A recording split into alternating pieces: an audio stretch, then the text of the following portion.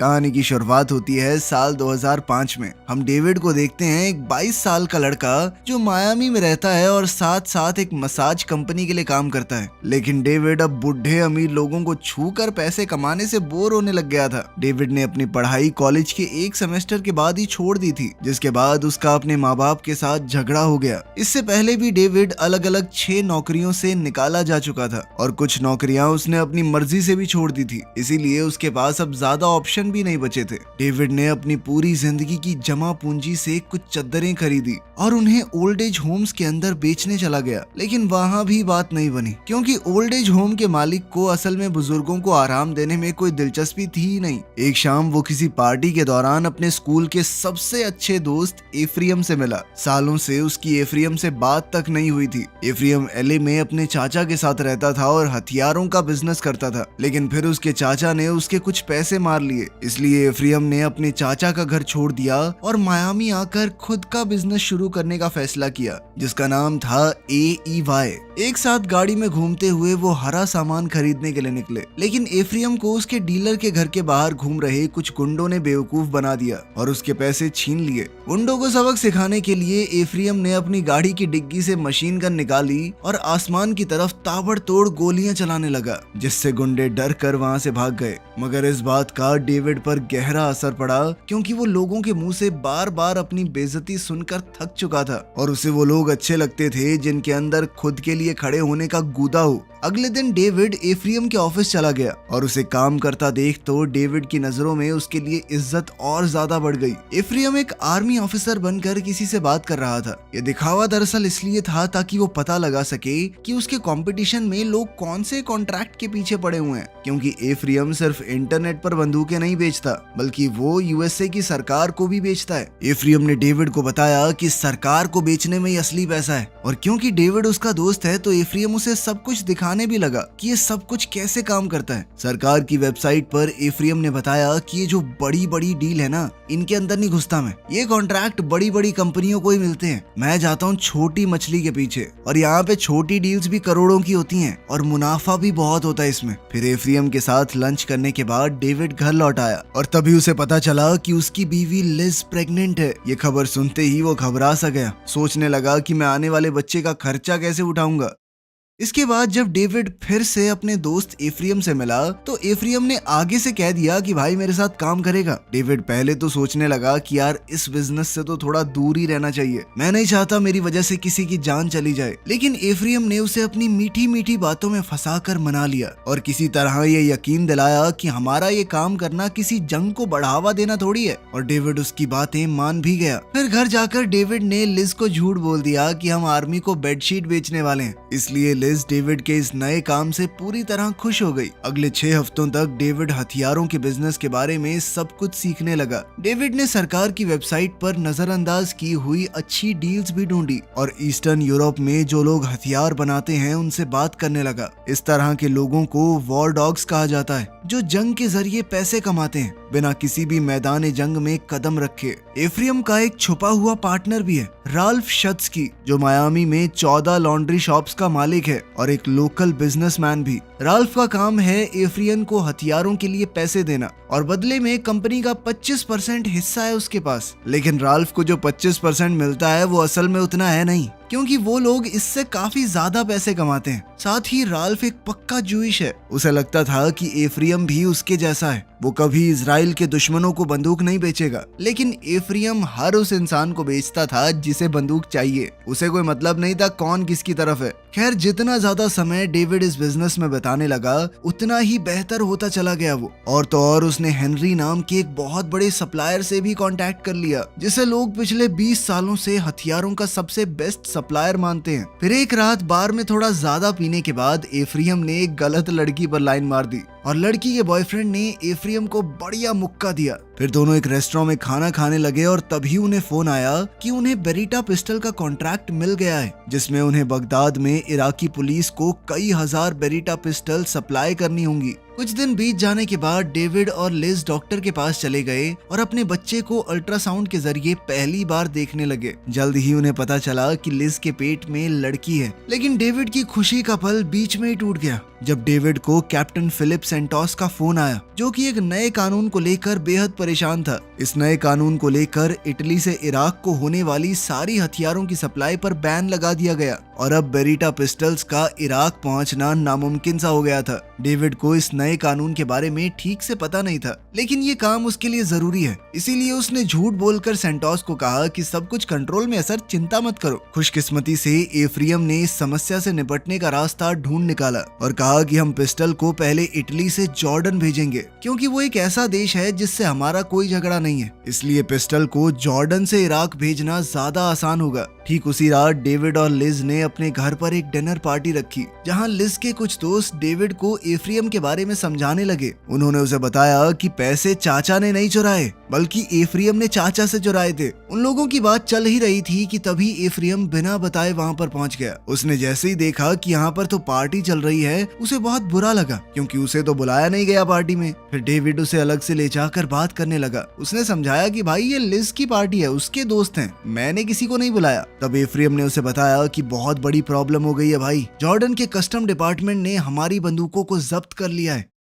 दूसरी ओर captain CentOS को भी ये बात पता चल गई थी और वो उन्हें कॉल करके इस घटना पर जवाब मांगने लगा। साथ ही धमकी भी दी कि अगर डिलीवरी नहीं हुई ना तो मैं तुम लोगों को बैन करवा दूंगा सरकार से, ब्लैकलिस्ट हो जाओगे, कभी दोबारा काम नहीं मिलेगा। अब दोनों के सर पर तलवार लटक रही थी तो उन्हें जल्द से जल्द कोई सोल्यूशन निकालना पड़ेगा। उनकी इस बातचीत को लिज ने सुन लिया। वो घबरा गई जब उसे आखिरकार पता चला कि उसका पति हथियारों का डीलर है। उसने गुस्से गुस्से में डेविड से कह दिया कि मुझे तुम्हारे ऊपर भरोसा नहीं है, तुमने झूठ बोला है मुझे। लेकिन बदकिस्मती से डेविड के पास लिज को और कुछ समझाने का टाइम नहीं था, क्योंकि उसे और एफ्रियम को तुरंत जॉर्डन के लिए रवाना होना पड़ेगा। लेकिन वहां पहुंचने पर उन्हें एम्बेसी से कोई मदद नहीं मिली, क्योंकि जिस प्लेन में हथियार थे वो सरकारी रूल्स के हिसाब से तो एक्सपायर हो चुका है। इसीलिए लोकल्स को रिश्वत देकर अपना सामान छुड़वाने के बाद उन्होंने मालबोरो नाम के एक ड्राइवर से सौदा किया। उसे लोग देश का सबसे बेहतरीन स्मगलर मानते हैं। अब मालबोरो को उन्हें इराक तक ले जाना होगा ताकि वो खुद जाकर बंदूकों की डिलीवरी कर सकें। लेकिन डेविड इस सफर की सुरक्षा को लेकर परेशान होने लग गया। लेकिन एफ्रियम ने उसे समझाया कि ये काम जल्दी खत्म हो जाएगा और सुबह तक हम वहां पहुंच जाएंगे।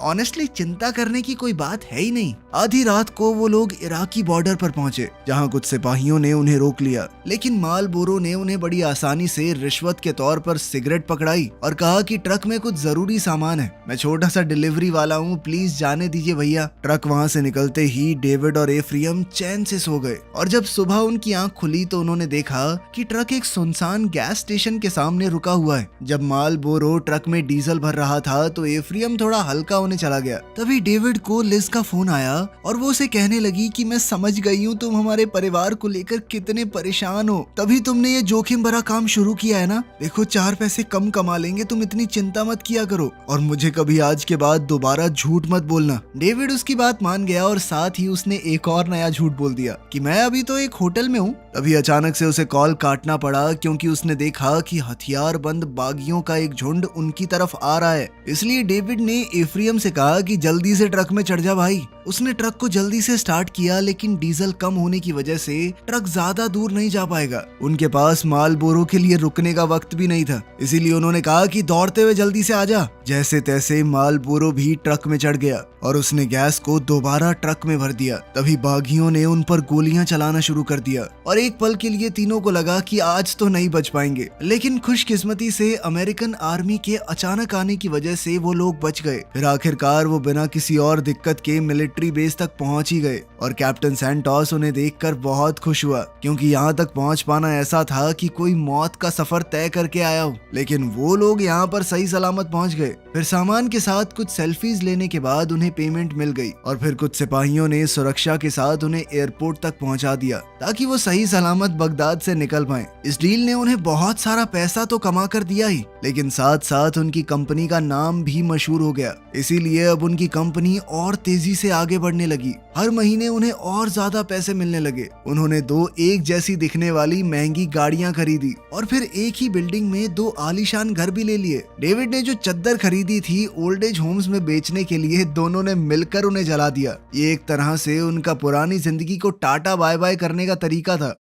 रैल्फ अपने हिस्से का बढ़ा हुआ पैसा देखकर इतना खुश हुआ कि उसने अपनी इन्वेस्टमेंट की रकम और ज्यादा बढ़ा दी, जिस वजह से उन्हें कंपनी को और बड़ा करने का मौका मिल गया। अब उन्होंने बहुत सारे लोगों को काम पर रख लिया जो नई नई डील्स ढूंढेंगे। इसी बहाने डेविड को अपनी छोटी बच्ची के साथ और ज्यादा वक्त बिताने का मौका मिल जाता। हालांकि दिन ब दिन मिलती तरक्की ने एफ्रियम के शरीर और दिमाग पर बुरा असर डालना शुरू कर दिया। फिर एक रात डेविड को पता चला कि आर्मी ने एक नई डील पोस्ट की है जो कि बाद में अफगान डील के नाम से मशहूर हो गई। एक बहुत ही बड़ा ऑर्डर जिसमें पागल कर देने वाले आंकड़े शामिल थे, जैसे 10 करोड़ AK-47 की गोलियां, 20 लाख बंदूकें वगैरह वगैरह। ये डील उनके लिए एक जबरदस्त मौका हो सकता था, इसीलिए उन्होंने नेवाडा जाने का फैसला किया। वहाँ पर एक तरह से हथियारों का एक्सपो लगता है। लोग अपने नए नए तरीकों से बनाए हुए हथियारों को दिखाने आते हैं वहाँ पर। लेकिन बदकिस्मती से उनका ये प्लान फेल हो गया। उन्होंने हिसाब लगाया कि चाहे वो जितनी मर्जी बड़ी डील क्यों ना कर ले, फिर भी वो इतनी क्वांटिटी को संभाल नहीं पाएंगे क्योंकि उनकी कंपनी छोटी है। वो दुनिया भर के इतने सारे अलग अलग हथियार बनाने वालों से कैसे कॉन्ट्रैक्ट कर पाएंगे। बाद में जब डेविड एक कसीनो में पत्ते खेल कर अपनी हार का दुख भुलाने की कोशिश कर रहा था,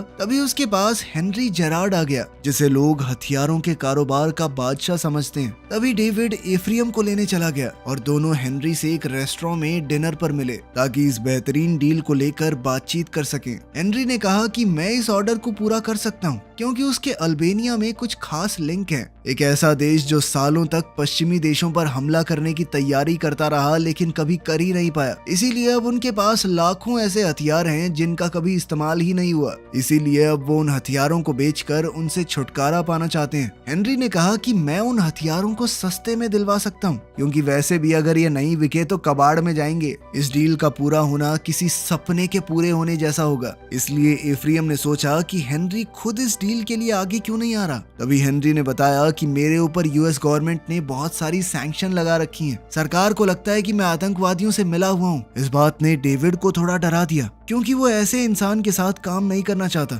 लेकिन एफ्रियम, जिसे बस पैसे दिख रहे थे, वो डेविड को समझाने लगा कि भाई गलत शक भी हो जाता है लोगों के ऊपर, जरूरी थोड़ी है भाई आतंकवादियों से मिला हुआ है। उसकी बातों में आकर आखिरकार डेविड ने भी डील के लिए हाँ कर दी। फिर कुछ दिन बाद दोनों अल्बेनिया के लिए उड़ गए ताकि वो हथियारों को अच्छे से जांच पाएं। वहाँ पर उन्हें बशकिम नाम का एक आदमी ड्राइवर के तौर पर दिया गया। जब वो गोडाउन तक पहुंचे तो उन्होंने गोलियों की काबिलियत को जांचना शुरू किया। इतनी पुरानी होने के बावजूद भी गोलियां अच्छे से अपना असर दिखा रही थी। इसीलिए वो दोनों मायामी उड़कर आ गए और उन्होंने गोलियां खरीदने के लिए वेबसाइट पर बोली लगा दी। जवाब आते आते 5 महीने लग गए, लेकिन खुशकिस्मती से उन्हें डील मिल गई। लेकिन इतने बड़े काम को शुरू करने से पहले कंपनी को सरकार अच्छे से जांचती परखती है। इसीलिए डेविड और एफ्रियम ने कंपनी का आज तक का पेपर वर्क और हिसाब किताब, जो उन्होंने कभी किया ही नहीं था, सब कुछ झूठे तरीके से तैयार करवाना शुरू किया। 2 हफ्तों बाद वो रॉक आइलैंड चले गए ताकि US मिलिट्री के उन ऑफिसर्स से मिल पाएं जिनकी निगरानी में आर्मी के सारे सामान की खरीद होती है। लेकिन दोनों इतने घबराए हुए थे कि बिल्डिंग में घुसने से पहले ही हरी घास फूंक कर गए ताकि खुद को शांत रख पाएं। लेकिन मीटिंग बढ़िया हो गई। उनके तैयार किए हुए नकली कागजों को भी हरी झंडी मिल गई। लेकिन एफ्रियम फिर भी गुस्से से भर गया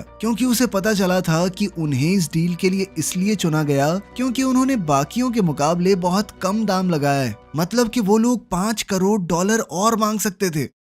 जब डेविड ने घर लौटकर लिज को बताया कि मैं 1 महीने के लिए अल्बेनिया जा रहा हूँ, तो लिज ने उसकी उम्मीद से बेहतर जवाब दिया क्योंकि वो खुद भी उनकी बेटी के साथ अपनी माँ के घर जाने वाली थी। डेविड ने कहा कि मम्मी के पास क्यों जा रही हो? इस पर लिज ने डेविड को उसकी इराक वाली तस्वीरें दिखाई। लिज बहुत ज्यादा गुस्से में थी क्योंकि डेविड ने उसे झूठ बोला था। उसे शांत करने की कोशिश में डेविड कसम खाने लगा कि ये आखिरी बार है, इसके बाद कभी झूठ नहीं बोलूंगा। लेकिन इस पर लिज ने उसे बताया कि मुझे एक और चीज के बारे में पता लग चुका है। मुझे कुछ पैसे के बंडल मिले थे जो तुमने सिंक के नीचे छुपा कर रखे थे बिना मुझे बताए। अब पानी लिज के सर से ऊपर जा चुका था। डेविड ने झूठ बोलने की सारी हदें पार कर दी थी उसके हिसाब से। इसीलिए अब लिज उनकी बेटी को लेकर वहाँ से चली गई। अल्बेनिया जाने से पहले एफ्रियम ने डेविड को कंपनी के लिए इतना कुछ कुर्बान करने के लिए शुक्रिया कहा और उसके बदले में उसे एक सोने का ग्रेनेड बॉम्ब दिया। तभी डेविड ने उसे पार्टनरशिप एग्रीमेंट दिखाया जिसे डेविड ने खुद लिखा था ताकि दोनों उस पर साइन कर सकें और सब कुछ दोनों के हाथों में रहे। साइन होने के बाद डेविड ने एग्रीमेंट को टेबल के अंदर रख दिया। हालांकि एफ्रियम ज्यादा खुश नहीं लग रहा था। अल्बेनिया पहुंचने पर डेविड को फिर से बाशकिम मिला उनके ड्राइवर के तौर पर। वो लिज को बार बार फोन करने की कोशिश करता रहा, लेकिन लिज उसके फोन का जवाब नहीं दे रही थी। जब सामान को ट्रक में लोड करके ले जाने की तैयारी हो रही थी, उसी वक्त डेविड को पता चला कि उनके साथ धोखा हुआ है। ये सारी गोलियां तो असल में चाइनीज हैं और यूएस की सरकार ने इन गोलियों पर बैन लगा रखा है। इस मसले के बारे में एफ्रियम को बताने के बाद दोनों ने सीधा हेनरी को फोन किया, लेकिन हेनरी कहने लगा कि अब तो ये तुम्हारी सिरदर्दी है भाई, तुम्हें खरीदने से पहले सारी गोलियां चेक करनी चाहिए थी। अब डेविड अल्बेनिया में बुरी तरह फंस गया था। अब वो ईस्टर्न यूरोप के अलग अलग डीलर्स को ढूंढने की कोशिश करने लगा। कुछ दिन बाद एफ्रियम उनके होटल में पहुंचा और कहने लगा कि मेरे पास एक आइडिया है, हम गोलियों को दोबारा पैक करेंगे लेकिन किसी और डब्बे के अंदर। यूएस की सरकार को कभी पता नहीं चलेगा कि ये गोलियां कौन से देश की हैं और फायर बोर्ड से बने डब्बों का इस्तेमाल करके हम काफी पैसे बचा सकते हैं। ये गैर कानूनी तो होगा, लेकिन इस डील में इतने ज्यादा पैसे हैं कि हम इसे छोड़ नहीं सकते। इसके बाद बाशकिम ने उन्हें अपने एक दोस्त से मिलवाया जिसका नाम है एनवर, जो कि एक पैकेजिंग कंपनी का मालिक भी है। उन्होंने एनवर को चाइनीज प्रॉब्लम के बारे में नहीं बताया, सिर्फ ये कहा कि वो अपने सामान का वेट कम करना चाहते हैं। एनवर ने इस काम के लिए $1,00,000 मांग लिए, जो उनके लिए डील बचाने और एक्स्ट्रा पैसे कमाने के सामने एक बहुत छोटी रकम थी। फिर 8 दिसंबर 2007 को उन्होंने अफगानिस्तान में आर्मी को पहले 50 लाख गोलियां बिना किसी दिक्कत के पहुंचा दी। कुछ दिनों बाद क्रिसमस के दिन लिज ने डेविड को वीडियो कॉल पर अपनी बच्ची को देखने दिया, लेकिन ये उसके साथ होने वाली आखिरी अच्छी चीज बन गई, क्योंकि अब उनकी जिंदगी में जबरदस्त ट्विस्ट आने वाला था। उसी रात एफ्रियम ने यूएस ऑफिशियल्स को कॉल करके बताया कि हेनरी ने गोलियों को 4 गुना ज्यादा दाम पर आगे बेचा है और अब मैं उसे इस डील से बाहर करना चाहता हूँ, क्योंकि उसका इरादा हमें चूना लगाने का था। डेविड तुरंत उसे रोकने की कोशिश करने लगा, क्योंकि हेनरी ऐसा आदमी नहीं है जिससे पंगा लिया जाए। डेविड ने सोचा कि वैसे भी हम बहुत ज्यादा पैसे कमा रहे हैं, इसलिए एफ्रियम पूरे ऑपरेशन को खतरे में डाल रहा है। डेविड ने कहा कि मैं अल्बेनिया में पूरे परिवार से दूर रहकर मेहनत कर रहा हूँ यहाँ पे, जबकि तू यूएसए में आराम काट रहा है। कभी कभी तो मुझे लगता है कि हम पार्टनर्स हैं ही नहीं, तुम बॉस हो और मैं तुम्हारा नौकर। ये सुनकर एफ्रियम कहने लगा कि भाई मैं तेरी बात समझ गया, मैं प्रॉमिस करता हूँ कुछ नहीं करूंगा। तभी उसने डेविड की टेबल से वो साइन किया हुआ एग्रीमेंट चुरा लिया। साथ ही उसने डेविड से किया हुआ वादा भी नहीं निभाया, क्योंकि कुछ दिन बाद नए साल 2008 की शुरुआत होते ही डेविड को उसके कमरे से किडनैप करके एक सुनसान जगह पर ले जाया गया, जहां 2 गुंडे उसे बेरहमी से पीटने लगे। तभी हेनरी ने उसे बंदूक दिखाकर धमकाया और कहा कि तुम दोनों मुझे मेरी ही डील से बाहर निकालना चाहते हो। फिर एक डरे हुए डेविड ने फैसला किया कि वो मायामी वापस चला जाएगा, इसीलिए वो गोडाउन चला गया अपना सामान लेने। वहाँ एनवर ने उसे बताया कि मुझे अभी तक पेमेंट नहीं मिली और मुझे असली वजह भी पता है कि तुम लोग गोलियों को दोबारा पैक क्यों करवाना चाहते हो। एनवर बहुत गुस्से में था, क्योंकि एफ्रियम उसका एक भी फोन नहीं उठा रहा। लेकिन डेविड ने वादा किया कि भाई मुझे यूएस जाने दे, मैं वहाँ जाते ही तेरे पैसे भेज दूंगा, 1 हफ्ते के अंदर अंदर वापस आऊंगा यहाँ पे बाकी का काम करवाने के लिए। लेकिन जैसे ही डेविड टैक्सी में बैठने लगा तो बाशकिम की पत्नी ने उसे रोक लिया और बताया कि मेरा पति गायब हो गया है और किसी ने भी बाशकिम के बारे में कुछ नहीं सुना, उसकी लाश भी नहीं मिली आज तक। ये सब देखकर तो डेविड ने फैसला कर लिया कि बस एक बार निकल जाऊं यहाँ से, कभी वापस नहीं आने वाला।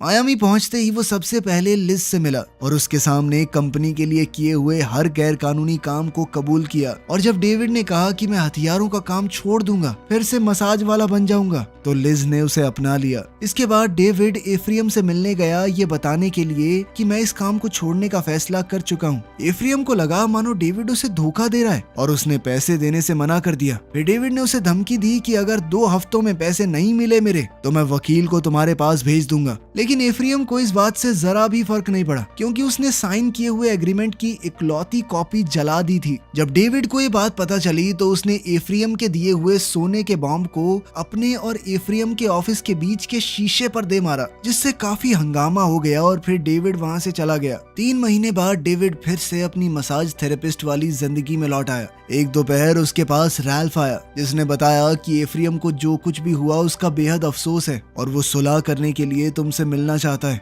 इसके बाद तीनों एक रेस्टोरेंट में मिले। वहाँ एफ्रियम ने माफी मांगते हुए कहा कि मैं तुम्हें 2 करोड़ दे दूंगा। ये सुनकर डेविड को मजाक जैसा लगा, उसे अपनी बेइज्जती लगी, उसे बहुत गुस्सा आया और अब वो राल्फ को उन सभी गैर कानूनी कामों के बारे में बताने लगा जो उन्होंने उसके दिए हुए पैसों से किए थे और किस तरह वो उसे जितना कमाते थे उससे बहुत कम पैसे दिया करते थे। डेविड ने कहा कि मेरे लैपटॉप में सारे सबूत हैं, इसीलिए अगर मैं चाहूँ तो आसानी से एफ्रियम को सड़क पर ला सकता हूँ। लेकिन एफ्रियम को अभी भी ज्यादा फर्क नहीं पड़ा, क्योंकि अगर उसका नाम सामने आया तो डेविड का भी तो आएगा, क्योंकि कंपनी के सारे कागजों पर उसका भी नाम है। और फिर ये मीटिंग बिना किसी समझौते के खत्म हो गई। थोड़ी देर बाद डेविड को न्यूयॉर्क टाइम्स से फोन आया। वो उसके साथ एक इंटरव्यू करना चाहते थे, चाइनीज गोलियां जो दोबारा पैक की गई थी उनके बारे में। लेकिन डेविड ने कहा कि मुझे इस बारे में कुछ नहीं पता और फोन काट दिया। लेकिन अब डेविड परेशान होने लग गया, क्योंकि इसका मतलब था कि जानकारी बाहर आ चुकी है और अब तो वो भी मुसीबत में पड़ जाएगा। लिज से ये वादा करने के बाद कि वो लॉयर को फोन करेगा, डेविड को लिफ्ट में एफ्रियम मिल गया,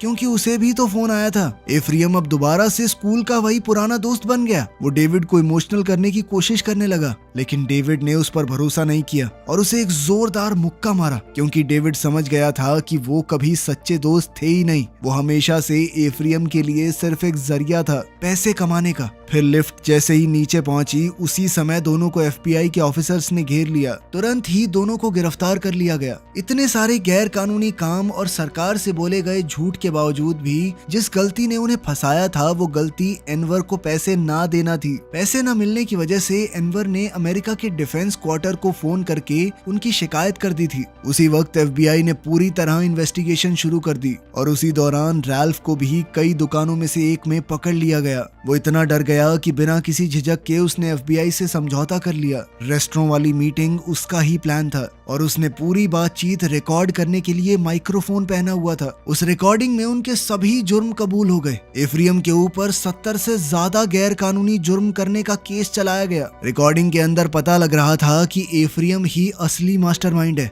इसीलिए उसे 4 साल की सजा सुनाई गई। जबकि डेविड ने अपने सारे जुर्म कबूल कर लिए थे, इसीलिए उसे 7 महीने हाउस अरेस्ट पर रखा गया। उन्हें बताया गया कि उनकी कंपनी 2022 तक कोई कॉन्ट्रैक्ट नहीं ले सकती। 7 महीने खुद को बंद रखने के बाद डेविड ने फिर से मसाज थेरेपिस्ट वाला काम शुरू कर दिया और वो हैरान हो गया जब उसका अगला क्लाइंट हेनरी निकला। वो थोड़ा डर रहा था, पर हेनरी ने उसे यकीन दिलाया कि मैं तुझे कुछ नहीं करूंगा, क्योंकि अगर मैं तुझे सच में मारना चाहता तो पहले ही मार देता। हेनरी ने अल्बेनिया में जो कुछ भी हुआ उसके लिए माफी मांगी, ये कहते हुए कि उसे गलत जानकारी मिली थी और इस बात के लिए उसने शुक्रिया अदा किया कि डेविड ने FBI की पूछताछ के दौरान उसका नाम नहीं दिया। डेविड के पास हेनरी के लिए भी कुछ सवाल थे। उसने पूछा कि क्या कसिनो टेबल पर हमारा मिलना सिर्फ एक इत्तेफाक था और बाशकिम के साथ क्या हुआ, लेकिन जवाब देने की बजाय हेनरी ने उसे पैसों से भरा हुआ एक सूटकेस लेने को कहा, लेकिन सिर्फ एक शर्त पर कि तुम दोबारा कोई सवाल नहीं पूछोगे। वीडियो पसंद आई तो लाइक कर देना, चैनल को सब्सक्राइब कर लेना। मिलते हैं अगली वीडियो में।